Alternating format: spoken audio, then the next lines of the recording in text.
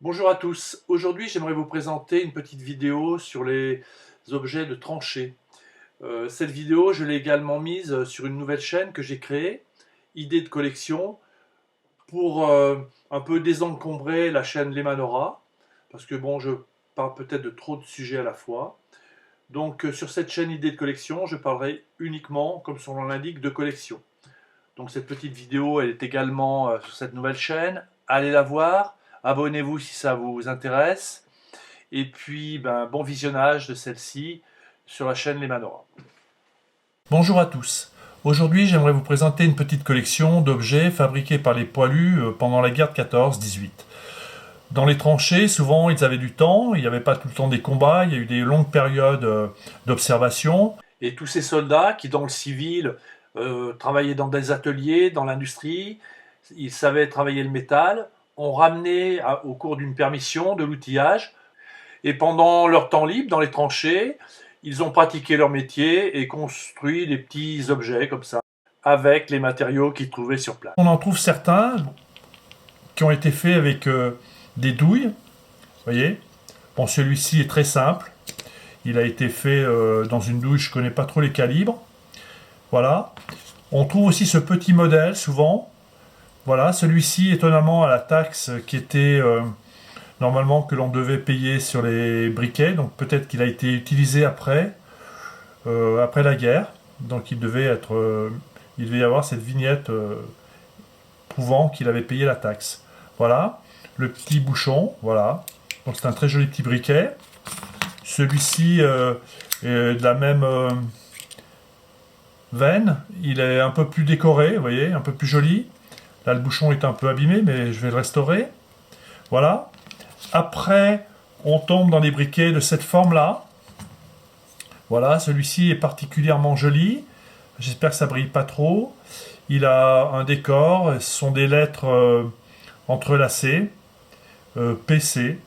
Voilà, c'est sûrement les lettres du soldat qui l'a fait, enfin les initiales. Et là, un trèfle porte-bonheur derrière. C'est assez émouvant quand même de voir ça. Celui-ci, quand même, qui a été fait par un artiste, hein, quand même, ouais, un cerf qui est en train de se faire attaquer par des chiens. C'est un très bel objet. C'est pas n'importe qui quand même qui pouvait faire ça. En plus, il a son petit fermoir là pour la mèche. Voilà, il est très très très très beau celui-ci. Et celui-ci aussi est très beau. C'est un briquet avec un aigle, donc c'est peut-être un Américain qui a fait ça. C'est très possible aussi, il est bien fini, il y a un petit fermoir ici, il est vraiment magnifique. Voilà. Celui-ci, un peu plus rustique, sûrement fait par un mécano de l'aviation, parce que là on voit qu'il y a une vis en laiton, c'est déjà un travail plus, je dirais grossier, mais enfin qui est quand même très beau. Hein. Voilà. Il y a les ailes avec l'hélice. Voilà. Celui-ci qui est fait carrément avec un chargeur. Ils ont soudé les douilles ensemble. Et la première balle se dévisse. Et il y a la mèche dessous. Voilà. Après, j'en ai un ou deux comme ceci, en forme de livre. Un gros, un petit. Bon, qui sont assez jolis aussi. Voilà. Autrement, on trouvait des petits objets, tels que ce couteau, par exemple. Ça, on dirait pas que c'est un couteau, mais en fait, c'est un couteau. Il se déplie, comme ceci.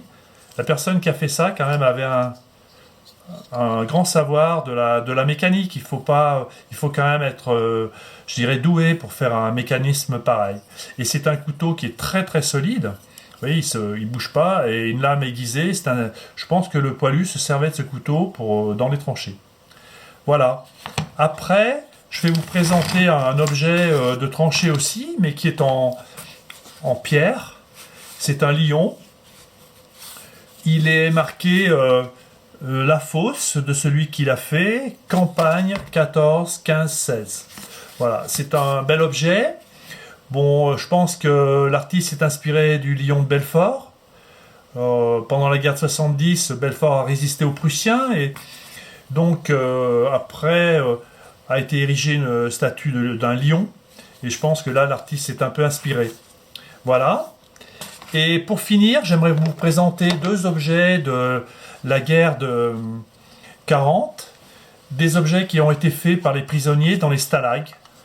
Parce que, pareil, ces prisonniers sont restés quand même plusieurs années, 5 ans presque, et petit à petit, ils avaient accès à par exemple, à des menuiseries sûrement, où ils pouvaient faire un peu de marqueterie.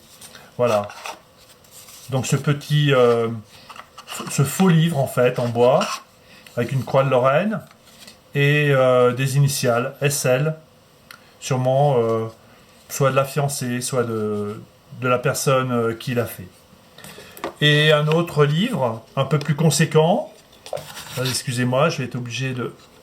Voilà. Qui a été fait aussi par un prisonnier. Vous voyez, sauf comme ceci. Voilà. C'est une boîte en forme de livre. Donc le bateau qui quand même représente peut-être un peu l'évasion, hein, la liberté. Et derrière, les barreaux de la prison qui représentent la captivité. Voilà. Ce sont des très beaux objets. Voilà, bah écoutez, j'espère que cette petite collection vous aura plu. Les objets comme ceci peuvent sûrement être trouvés par mes amis qui font de la détection. Sur les champs de bataille, il peut très bien y en avoir, et je pense que certains en ont déjà trouvé. Voilà, bah écoutez, je vous remercie et à la prochaine collection.